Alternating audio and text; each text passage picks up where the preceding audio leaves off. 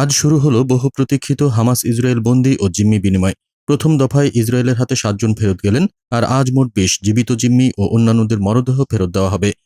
বিনিময়ের অংশ হিসেবে ইসরায়েল 2000 ফিলিস্তিনীয় বন্দী মুক্তির সময় যত ঘনিয়ে এসেছে ততই লোকে লোকারণ্য হয়ে ওঠে তেলাবিবে হোস্টেজ স্কয়ার। সবার মুখেই ছিল ট্রাম্পের উচ্ছ্বসিত প্রশংসা। অন্যদিকে গাজা সীমান্তে রেম সেনাঘাঁটিতে জড়ো হতে থাকেন জিম্মিদের স্বজনরা। এখনই দাঁড়িয়ে আছি ওই সীমান্ত এলাকায়, যেখানে আজ সকালে শুরু হয়েছে এই অনিশ্চিত কিন্তু অত্যন্ত প্রতীক্ষিত বিনিময় কার্যক্রম। প্রথম দফায় 7 জন ফেরত দেওয়া হয়েছে। তাদের মধ্যে রয়েছেন আহত ও 2-4 জনকে চিকিৎসা দখলে নেওয়া হয়েছে। এবারকার বিনিময় 2টি বড় উপাদান নিয়ে অনুষ্ঠিত হচ্ছে। একদিকে জীবিত জিম্মিদের প্রত্যাবর্তন, অন্যদিকে নিহতদের মরদেহ হস্তান্তর।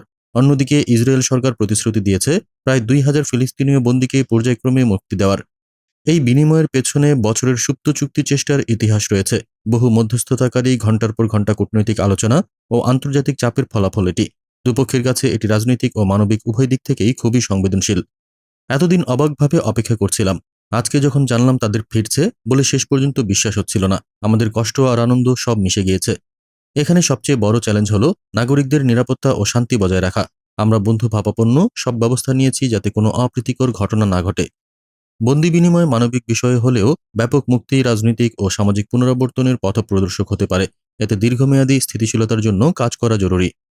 এই বিনিময় ঐতিহাসিক নাও বলা যেতে পারে, কিন্তু এটি সংঘাতের সম্পূর্ণ অবসান নয়। 2000 বন্দি মুক্তি বড় সংখ্যক হলেও পুনরায় শান্তি কায়েম করার জন্য আরও রাজনৈতিক ইচ্ছাশক্তি ও নির্দিষ্ট নিরাপত্তামূলক কাঠামো প্রয়োজন হবে। এই বিনিময় অনেক পরিবারের জন্য স্বস্তির মুহূর্ত। আবারও ছুঁয়ে যায় মানবিকতা, যেখানে জীবন, ক্ষতি ও প্রার্থনার মিশ্র অনুভূতি বিরাজ করে। ভবিষ্যতে কি এটি দীর্ঘমেয়াদী শান্তির সূচনা হবে, সেটি সময়ই বলবে।